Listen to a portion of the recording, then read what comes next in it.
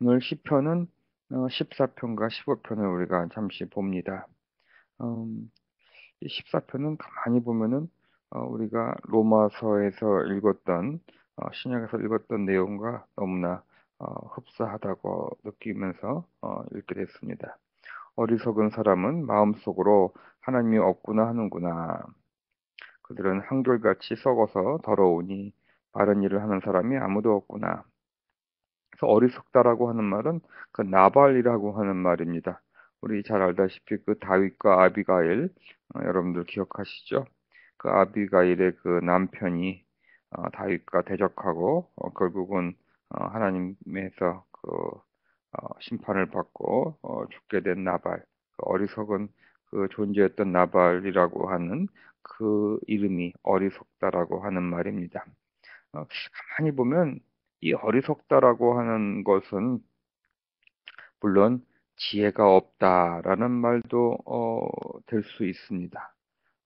하지만 어, 그 뜻을 가만히 따져보면 성령님 하나님의 그 어떠한 인도하심과 그 성령님의 뜻 하나님의 뜻을 거스리는 자라고 생각이 듭니다.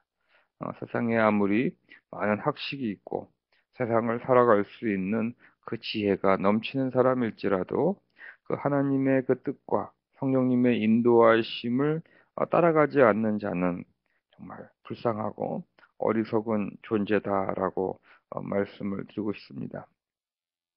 2절 말씀을 보니까 하나님은 이 지혜로운 사람이 있는지 하나님을 찾는 사람이 있는지 살펴보신다라고 말씀하고 있습니다. 지혜로운 사람을 찾고 계시다. 우리가 신약에서 보면은 신령과 진실로 예배하는 자를 하나님께서는 예배하는 자를 찾으신다라는 말씀이 있는데 아마도 그 두 가지의 성경 말씀을 연결해 본다면 지혜로운 자는 바로 예배하는 자일 것이다라고 오늘 아침 말씀드리고 싶습니다. 지혜로운 사람, 예배를 드리는 자를 찾고 계시다라고 아침에 여러분과 묵상하기를 원합니다. 진정한 지혜는 하나님께 예배하며 기도하며 찬양하며 특별히 하나님의 뜻을 구하기 위해서 무릎 꿇고 하나님으로부터 말씀과 어떤 인도하심을 받는 무릎을 꿇는 자들이라고 생각하고 싶습니다. 근데 이 3절을 보니까 너희 모두는 어, 한결같이 다른 길로 빗나가서 지혜로운 자가 없다라고 말씀을 하고 계십니다. 로마서에서도 그런 말이 나오죠. 의인은 없나니 하나도 없다라고 얘기하고 있습니다. 어, 4절을 보니까 나 주를 부르지 않는구나. 또 로마서에서도 하나님을 찾는 자가 하나도 없다라는 말씀이 나옵니다. 그래서 다시 말해서 이 14편을 보면은 어, 이 지혜로운 자는 하나님을 찾는 자요, 하나님께 예배드리는 자요, 성령님의 인도하심을 받는 자요, 어, 하나님의 뜻을 따라 살아가는 자라고 신령과 진정으로 진리로 예배하는 자라고 말씀하지만 그 누구도 어, 그 지혜로운 자가 아니라고 오늘 시편에서 말씀하고 있습니다. 이 다윗의 노래라고 하니까 이 14편이 이 다윗은 그때부터도 이 어떻게 보면 예수님의 은혜로만 구원이 이루어지는 그 하나님의 그 구원의 계획을 잘 알고 있었던 그런 분이신 것 같습니다. 이렇게 그, 음, 어떻게 이 신약에 있는 사람이 아니라 구약에 있는 그 사람들 어떻게 이렇게 예수 그리스도를 통한 그 은혜의 그 하나님의 사랑을 잘 알고 있을까라고 오늘 아침에 묵상을 하면서 이런 생각이 들었습니다. 이 다윗만큼은 하나님과 퀀터티 타임을 가진 사람이라고 저는 믿습니다. 정말 순간순간 기도하는 모습을 우리는 성경을 통해서 접할 수 있었고 또 이렇게 시편을 많이 쓴 것을 보면 또 그 시편의 내용을 보면 다윗은 정말 모든 상황 속에서 모든 문제를 속에서도 항상 하나님께 나와서 기도하는 그런 분이었습니다. 절대로 좋은 일만 있을 때 기도하는 사람이 아니라 문제가 많고 정말 죽임을 당할 그러한 순간에서도 무릎을 꿇고 하나님께 기도했던 자. 그렇게 하나님과 그 퀀터티 타임을 통해서 유일하게 정말 주어질 수 있는 것이 있다면 그거는 하나님과의 그 인티머시가 아닌가 이 아침에 다시 한번 생각해 봅니다. 이 인티머시는 그쵸. 어떤 사람과의 관계는 어떤 퀄리티 타임을 통해서 뭐 우리도 여기 계신 분들은 다 19세 이상인 줄을 제가 알겠습니다. 어, 그냥 좋은 시간 보내고 아주 퀄리티한 시간 보내고 그 뭐 보이프렌드 걸프렌드가 너무나 정말 멋있고 그래서 어, 데이트도 하고 그래서 걸프렌드 보이프렌드 나중에는 결혼도 할 마음도 할 수 있습니다. 그래서 어, 관계를 갖게 되는 그러한 일이 있을 수 있습니다. 관계를 통해서 또 사귀고 또 결혼도 합니다. 하지만 그러한 관계라고 할지라도 그 속에 인티머시가 있느냐 없느냐는 또 다른 문제입니다. 아무리 부부의 관계를 맺었고 보이프렌드 걸프렌드의 관계를 맺었다고 해서 그 안에 인티머시가 있느냐 그 친밀함이 있느냐는 또 다른 질문이라고 말씀드리고 싶습니다.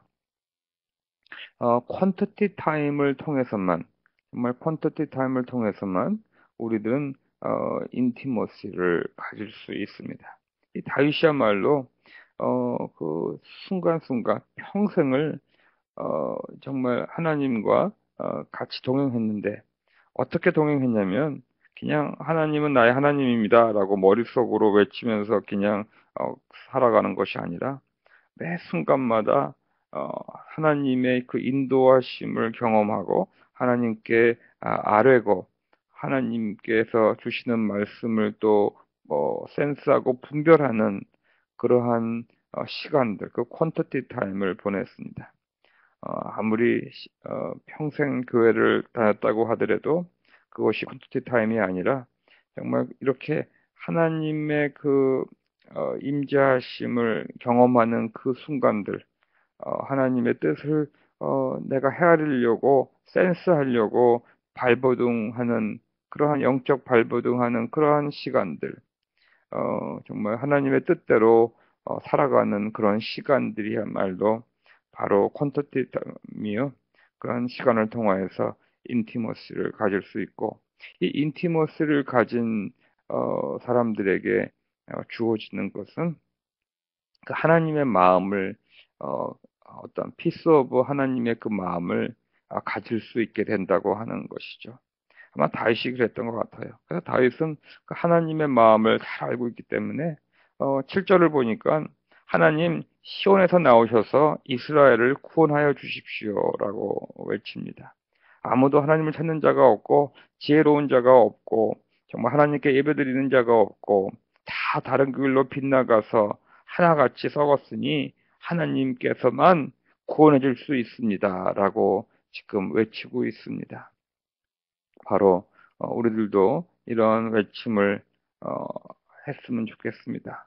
어떤 분들은 그냥 예수님을 나의 주님으로 삼겠습니다라고 믿는 자가 되신 분도 있습니다. 물론 그걸로 구원은 이루어집니다. 하지만 그 구원의 삶 속에서 그 하나님과의 그 인티머시만큼은 그 하나님의 은혜를 경험하고 그 하나님의 은혜만이 내가 붙잡을 수 있다라고 하는 것을 깨닫고 항상 그 은혜 속으로 어떤 상황 속에서도 그 하나님의 은혜 속으로만 들어가려고 하는 그러한 영적인 도듬을 통하여서 이렇게 하나님의 마음을 알고 다윗처럼 이 구원은 하나님의 은혜라고 하는 것을 고백하게 됩니다. 15절 말씀은 이제 구원을 받은 자로서 다시 말해서 누가 주님의 장막에서 살 수 있겠습니까? 다시 말해서 구원을 받은 자들은 주님의 장막에서 살 수 있고, 장막에서 산다고 하는 말은 다른 말로 표현한다면 예배 드릴 수 있습니까? 누가 계속 하나님께 예배 드릴 수 있겠습니까? 라고 말을 합니다. 이 15절 말씀은 이제 구원을 잃은 자로서, 하나님의 자녀가 된 자로서, 하나님과 함께하는 삶을 살아가는 믿음의 백성으로서 어떻게 살 수 있겠습니까? 라고 말을 하고 있습니다. 하나님의 구원은 내가 깨끗한 삶을 살기 때문에, 내가 정의를 실천하기 때문에, 마음으로 진실을 말하기 때문에 구원이 이루어지는 것이 아니라 14편에서 나온 것처럼 전적으로 하나님의 은혜로 시온에서 나오셔서 하나님께서 구원하시는 그 하나님의 은혜 때문에 이루어지는 것이라는 것을 먼저 다윗은 고백하고, 15편으로는 구원받은 백성으로서 어떻게 계속 하나님께 예배드릴 수 있습니까? 라고 지금 질문하고 있습니다. 예배드리는 자는 참 재밌죠. 어, 이렇게 에티컬한 삶을 또 살아가는 사람이라고 또 다윗은 얘기를 하고 있습니다.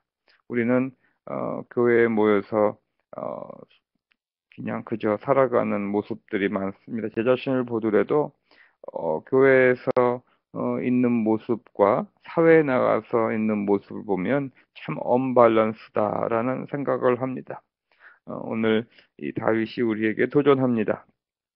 누가 주님의 장막에서 예배드리는 하나님의 백성의 삶을 살 수 있습니까? 누가 주님의 거룩한 산에서 머물 수 있습니까? 라고 질문하면서 다윗은 이렇게 말합니다. 깨끗한 삶을 사는 사람, 정의를 실천하는 사람, 마음으로 진실을 말하는 사람, 혀를 돌려 남의 허물을 들추지 않는 사람, 친구에게 해를 끼치지 않는 사람, 이웃을 모욕하지 않는 사람, 이렇게 계속적으로 얘기하고 있습니다. 이렇게 예배와 우리의 삶은 어떻게 보면 동전의 양면이라고 말씀드리고 싶습니다. 우리가 예배드리는 자로 우리의 삶의 현장에서도 또한 삶의 예배를 드리는 그런 우리들이 되기를 원합니다. 이런 사람들을 향하여서 다윗이 시편에서 마지막 절에 고백하기를, 이러한 사람은 영원히 흔들리지 않을 것입니다. 영원히 끝까지 우리가 주님을 만나서 다시 주님의 그 본향으로 돌아가는 그 날까지 흔들리지 않을 것이다라고 다윗은 지금 고백하고 있습니다. 오늘 우리 시편을 통하여서 하나님의 구원은 전적으로 은혜다라고 하는 것, 또 하나님의 마음을 알게 되는 것은 퀀티티 타임이라고 하는 것, 매 순간마다 주님의 은혜를 향하여서 우리의 나가는 영적 발돋움이라고 하는 것을 이 아침에 우리에게 알려주시고, 또한 구원을 받은 자로서 하나님을 예배하는 자, 지혜로운 자, 하나님을 찾는 자, 또 하나님의 길을 걸어가는 자, 이러한 자로서 하나님의 장막에서 살 수 있는 자는 바로 우리의 삶의 현장에서 에티컬한 삶을, 깨끗한 삶을, 정의를 구현하고 또 진실을 말하고 남의 허물을 뒤에서 들추거나 톡백하지 않는 그러한 사람들이라고 오늘 얘기하고 있습니다. 오늘 우리들의 삶의 현장에서 우리의 모습이 어떤지 아침에 다시 한번 우리 묵상하며, 정말 우리의 모습이 예배드리는 모습과 또 삶의 현장에서의 삶의 예배가 정말 모두 밸런스가 되는, 맞는 그러한 우리의 삶이 되기를 결단하고 나아가기를 원합니다. 기도하시겠습니다.